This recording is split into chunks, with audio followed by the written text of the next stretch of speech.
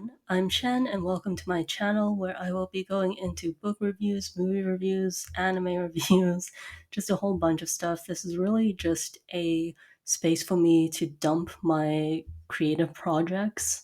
So I'm very excited to start this with one of my favorite analyses that I wrote quite a while ago, which is about one of my favorite animes of all time, Revolutionary Girl Utena. And if you haven't seen it, it's a classic shoujo anime. It's really great. Look up some content warnings though, because there is some deep and traumatic stuff that goes on in that show. I don't think there's anything super triggering in that it's very graphic, but there is definitely a lot of discussion of patriarchy, of misogyny, of internalized like homophobia, of incest, of abuse, predatory relationships, all of all that good stuff, you know?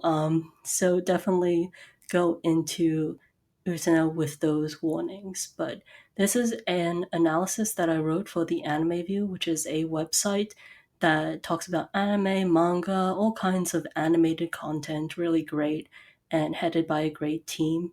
So I definitely recommend checking them out. And you can also find the transcript on their website actually of this analysis, since I will be reading from that. So without further ado, let's get into one of the most masterful anime episodes of Revolutionary Girl Utena, one of my favorites that sometimes I'll just go back and watch that episode solely, and that is episode 20, Wakaba Flourishing. It's difficult to pick one episode of Revolutionary Girl Utena as my favorite because they all lend some weight to the overall story and the themes. Removing one, even the silliest, such as the cowbell of happiness, feels wrong. However, I can safely say that episode 20, titled Wakaba Flourishing, is not only one of my favorite episodes, but one that deserves to be rewatched solely by itself for what it brings to the table. Revolutionary Girl Utena is no stranger to fleshing out its side characters and making even the most unlikable and shallow-seeming ones complex and fascinating. Wakaba Flourishing is special though because Wakaba doesn't have that same level of relationship with one of the council members or Utena in the same way as someone like Nanami or Shori. Wakaba is Utena's supportive friend, nothing more than that, and that's one of the aspects that makes episode 20 so successful. The show understands how it's depicted Wakaba up to this point and how the audience views her, so its focus on her struggles are rooted in that very ordinariness that she conveyed. This video is an in-depth look at how Wakaba Flourishing peers into the inner lives of the ordinary at Otari Academy, and theories about visual symbols throughout it. If you've read my other post, which is also on the Anime View, titled Why Odd Taxi's Episode 4 is a Masterpiece, this video is pretty similar to that one in the way that I break things down. So without further ado, let's get into why Wakaba Flourishing is a masterful episode. This video will also go into spoilers for the entire series, so I definitely, if you care about spoilers, go ahead and watch the full show. It will also mention domestic violence, which may be upsetting for readers. The episode begins with Wakaba walking to her dorm amidst a voiceover of students talking about Sayonji's recent expulsion from the academy. Near the end of this voiceover, one girl says, "I really had a thing for him for a while there too," and his previous popularity is made evident, as well as the fact that no one truly cared for him.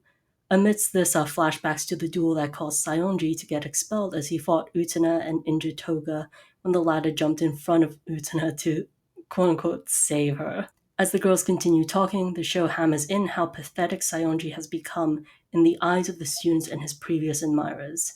He's no longer special to them in the same way that the rest of the student council is. Yet, despite all this, the girls reminisce on how cool he was before he was expelled and wonder where he is now. Using this voiceover at the beginning of the episode conveys just what kind of image Sayonji had built for himself at the academy, and a larger commentary on the lookism that allowed him to prosper for as long as he did. As the audience, we know Sayonji regularly hit Anthy, and that his goal was to one-up Toga by achieving something eternal. However, Sayonji's cruelty was ignored by everyone, because he was an attractive boy who was good at kendo and who served on the student council. Even Wakaba, when she and Utena witnessed Sayonji hitting Anthy, dismissed his violent tendencies and blamed the victim instead. Unfortunately, Sayonji's reputation hasn't been completely damaged by his expulsion and has instead given him a new air of mystery that works in his favor. As Wakaba walks home, it's interesting to know how far away she is from the academy. Unlike Utena and the other council members, she lives off campus. Her route home takes her downstairs and inclines, symbolizing that even in terms of where she lives, she's not as special as those who are allowed to live on campus. It also demonstrates how distant she is from the true core of Otari Academy and the duels and power struggles that occur there. She lives amongst other ordinary people who live their everyday lives away from the academy, and the show takes the time to show all of this. So the reveal that Sayonji is now living with Wakaba is made even more shocking. What's really jarring to me is not Sayonji actually living outside the academy, but that he's no longer wearing his uniform. Costume design is really interesting to look at, especially in a show where the outfits are so homogenous for the most part. Sayonji's new outfit emphasizes how he's fallen, especially when we see his uniform on a hanger in some shots, but it also humanizes him. He's always been a teenager, but only now does he look like one for the first time. In the shot here, you can see Sayonji's bag is still there. He hasn't made himself at home quite yet because he still holds out hope that he'll return to the academy and regain his place there. But Wakaba's decision to buy matching cups for them both indicates how serious she is about him and how much she wants him to stay. It's a recipe for disaster as these two characters are clearly at odds with how invested they are in the relationship. Now let's talk more about these cups themselves and what they could possibly represent. First of all, they're pretty cute and they represent Sayonji and Wakaba respectively, as seen by the bow on the sheep cup and the green bow tie on the ram one. As I mentioned before, Wakaba buying them indicates how much she wants Sayonji to stay, despite her agreeing to help him return to the academy.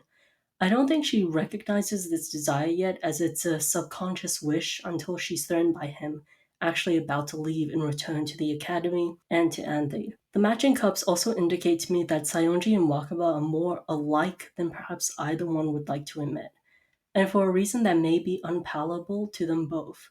Sheep and rams aren't seen as animals that are threatening or special in any way, but as submissive domesticated animals.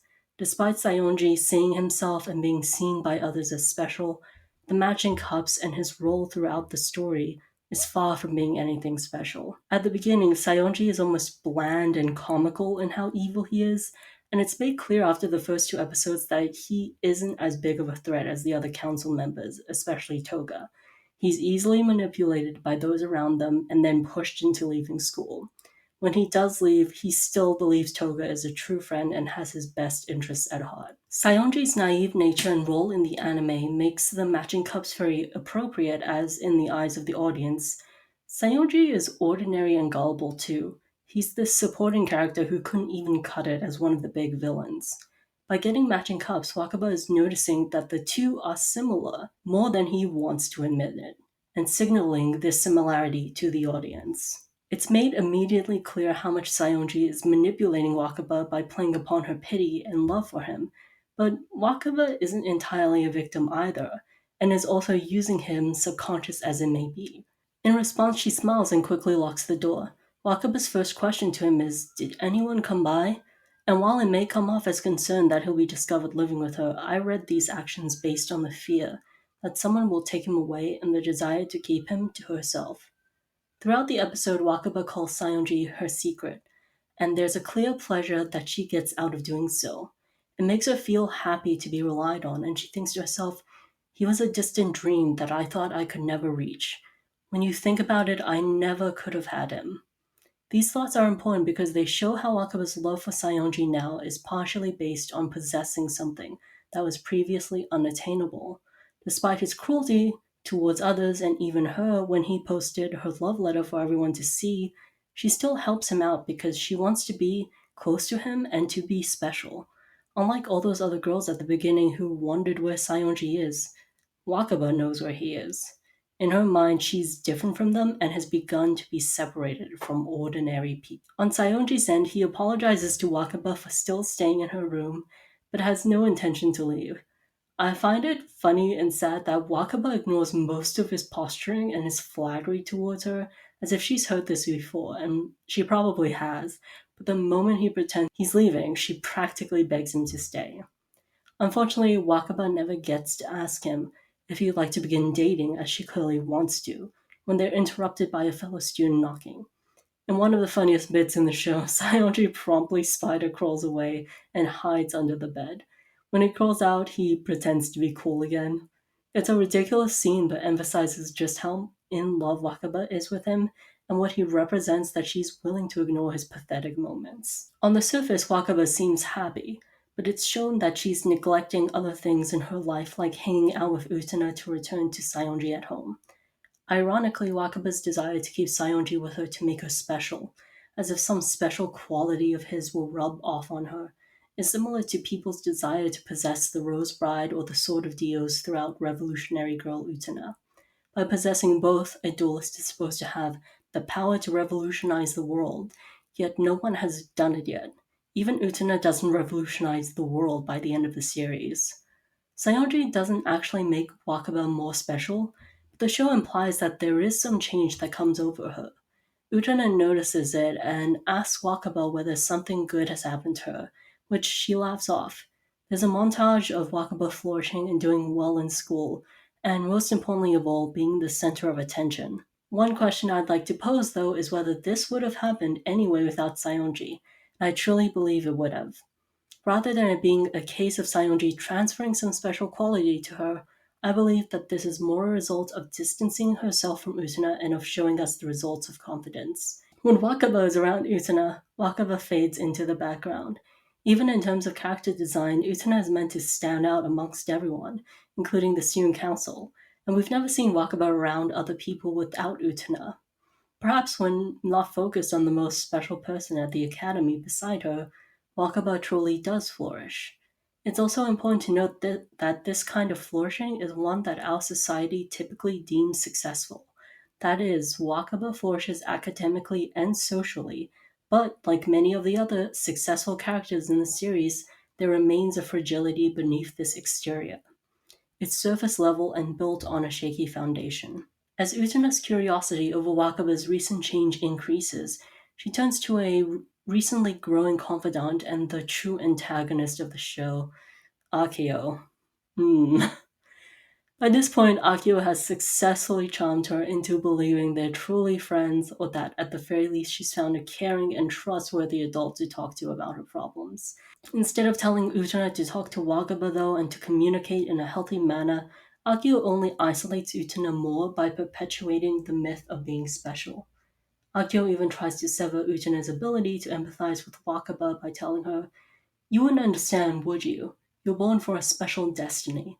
Most people exist as one among many, but given the chance, they can shine as they never have before." However, he points out that this ability to shine is only temporary. This talk with Akio reminded me of the ways in which adults burn out children by putting their worth onto their abilities and some intangible thing like being gifted. It's true that some kids may be more advanced in areas than others, but the special treatment that's given to them and the conditional worth placed onto them has many negative consequences. A lot of kids labeled as gifted grow older and find themselves burned out by these expectations. Akio's speech places Utena on a pedestal, but it also reveals his own arrogance, as he clearly believes himself to be special too.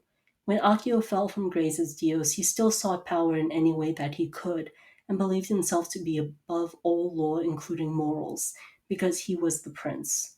Similarly, other characters in Revolutionary Girl Utena believe in this myth of being special that is cultivated at Otori and fixate on their relationships or being good at something. For example, Nanami believes that being Toga's sister makes her special in ways other girls can't compare to, but remains threatened whenever her brother becomes romantically or sexually intimate with someone else. Miki is applauded for his academic intelligence and Juri for her athleticism, yet both are unable to attain happiness and yearn for someone who truly understands them beyond these traits. Being special is not fulfilling, the show seems to tell us, but is actually rather lonely. One last note I have about this scene is the lighting. I assume the two are talking in Akio's planetarium, and while there is enough light to see them, it's still pretty dark in there. I believe this is representative of how Akio is misguiding Utena, leading her into the dark, if you will, and that despite the stars that Akio is looking at, He doesn't have any intention of truly enlightening her. About halfway through the episode, Wakaba comes home one day to find Sayonji making a hair clip for her. What's especially interesting to me is the choice of color and motif for the clip. Roses are so prevalent in Utena, but they belong solely to those connected with Utena's prince and to the duelists. Wakaba's hair clip is not any kind of color, but it's a simple leaf in a color not quite gold. Despite this simple gift, Wakaba cries because of it and the hope that it may mean Sayonji has feelings for her, or is beginning to. To her, the hair clip signifies that she's almost completed her transformation into being someone permanently special. However, life is cruel, and as more time passes, Wakaba realizes that Sayonji still cares about Anthe, or the Rose Bride specifically, and doesn't care as much about her, if at all. He asks about Anthe while not even looking at Wakaba. It's as if he can't either be bothered to or because he's a coward. For the first time, Wakaba consciously realizes that Sayonji going back to school will mean forgetting about her.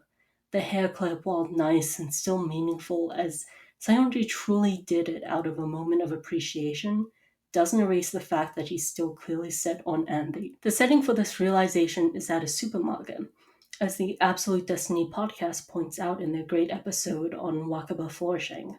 Wakaba's grip on the packaged meat she's holding parallels the tension in that conversation with Sayonji, as she presses her fingers against the plastic wrapping, almost but not quite breaking it. The tension in the other scene and their overall relationship is increased. I also love the supermarket setting because the choice of packaged meat instead of something else brings the animal imagery in the show to mind again. Throughout the show, girls are compared to animals and have animal counterparts. This is most evident with Nanami, who has a pretty antagonistic relationship with many animals because she doesn't get along with Anthe, who is an animal whisperer of sorts, similar to witches or princesses having familiars and affinities for wildlife. In the cowbell of happiness, Nanami is literally turning into a cow, and this comes with the realization that she's actually been treated as livestock for most of her life by her parents in Toga.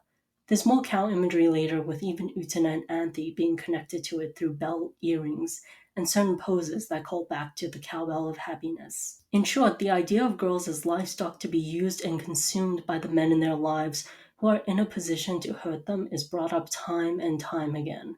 Because of it, I read much deeper into Wakaba's scene in the supermarket than is perhaps reasonable. I believe setting this realization in the meat aisle and having signs that even point out that the meat is on sale points to how Wakaba realizes that she herself has a limited time to win Sayonji over. She is meat that will go bad soon and that is being sold. Simultaneously, she's also in a position of power as a consumer buying the meat. In this vein, I read it as the power she has over Sayonji, as she's also keeping him like livestock in a sense. It would be easy to see the relationship as one only of Sayonji using Wakaba, and while I do see it as him manipulating her more, Wakaba is also possessive over him and stops having his best interests in mind. That isn't to say that she's the true villain of the episode, but rather to say that she's been so conditioned to think of herself as unordinary and to value the idea of being special that she is usually using him subconsciously. During her confession in Nemuro Memorial Hall, Wakaba despairs that a little longer and I would have changed myself forever. The show has told us how important the hair clip is to Wakaba, so the loss of it is devastating. While Sayonji may have the potential to change, he clearly isn't going to in this episode, as he hands the hair clip over to Mikage in return for his expulsion being revoked. Mikage even calls the hair clip a trifle, and Sayonji calls it that thing. The words both boys use for this object that means so much to Wakaba tramples over her feelings. Mikage clearly knows the importance of the hair clip because he uses it to push Wakaba to the edge. Through some kind of magic or collaboration with Akio, Wakaba sees Anthe wearing the hair clip. There are no words exchanged as she watches Anthe walk away, but the look on her face is one of devastating hurt, and she ends up in Nemuro Memorial Hall. And, as viewers of the show know, nothing good happens in Nemuro Memorial Hall. Another interesting word choice for Mikage and Sayonji's conversation is Mikage calling Sayonji's exile purgatory. The purgatory that people may be most familiar with, like me, is similar to limbo as a state neither in heaven or hell. Those who go to purgatory must undergo purification before they enter heaven as a kind of punishment. By implying that Sayonji's current state is purgatory, Mikage opposes Ujiri Academy as heaven and Sayonji's time with Wakaba as punishment rather than a kind girl being taken advantage of by a boy she liked. Every confession done in Nemuro Memorial Hall is striking in its own way, but Wakaba's is painful to me in a way no one else's is. As she pours out her feelings, she doesn't blame Sayonji for giving the hair clip to Anthe, but blames Anthe. Wakaba says, "That girl with a face that says she alone is special will steal everything away from me." In contrast to Anthe as having a special visage, Wakaba denotes herself as a face in the crowd. This is painful because she has been a face in the crowd until this episode. The only thing that distinguished Wakaba was her relationship to Utena for viewers of Revolutionary Girl Utena, and this adds a meta layer to the confession. While Wakaba's confession avoids the core issue of the problem, which is Sayonji's treatment of her exacerbating her insecurity, it succeeds in confronting the viewer and how we view those not special enough to get screen time and how this carries into reality. Think of how we idolize celebrities and popular kids in school. When Wakaba leaves Nemuro Memorial Hall and confronts Sayonji, startling him, he offers no apologies or thanks. He tells Wakaba, "I'm going back to my old world," as if she doesn't go to the same school as him. Sayonji makes it clear that he has no intention of even acknowledging her once he leaves by stating that he'll mail Wakaba something more expensive to replace the hair clip. Wakaba isn't visibly surprised by any of this at all. She rejects Sayonji's offer and tells him, "I have something nicer now," showing off her black rose duelist ring. During this entire conversation, Wakaba's face is blank and her eyes are almost dead. It's a startling departure from her typically cheerful demeanor. She then proceeds to take her sword from his chest. Again, this is part of the typical formula for duels in the Black Rose saga, but Wakaba's is striking in how violent it is. In previous episodes, the Black Rose duelists aren't as aggressive, and the sword that they pull from their victims usually comes out on its own. However, the way Wakaba is animated to rush at Sayonji, physically overpower him, and rip the sword from his chest is uniquely hers. It's the only one in which I see more anger than sadness, and it feels very appropriate, as Wakaba's feelings for Sayonji are very one-sided, and as Sayonji, who prides himself on his masculinity, is physically overpowered by a girl he deemed weak. For this episode's skit featuring the Shadow Girls, it's a very short one. My reading of it was that the Shadow Girls are mocking the ridiculous games that go into dating and relationships in general, but specifically pointing out how girls often get the short end when in relationships with men. It's also curious that the Shadow Girls divide themselves into a fox girl and a rabbit girl, in a way reminiscent of how girls are either sanctified as Madonnas or demonized. I think this reading has more validity, considering the depiction of the rabbit girl in a traditional hairstyle, as if she's presenting herself as more demure before switching to a Playboy bunny outfit. In reality, the rabbit girl is what she is either way, but it's a question of presenting oneself to be appealing enough for marriage. In response to the conundrum, Utena tells the girls, "Why not just not get married?" Interestingly, this is right after the rabbit girl says that these traditions are law for them.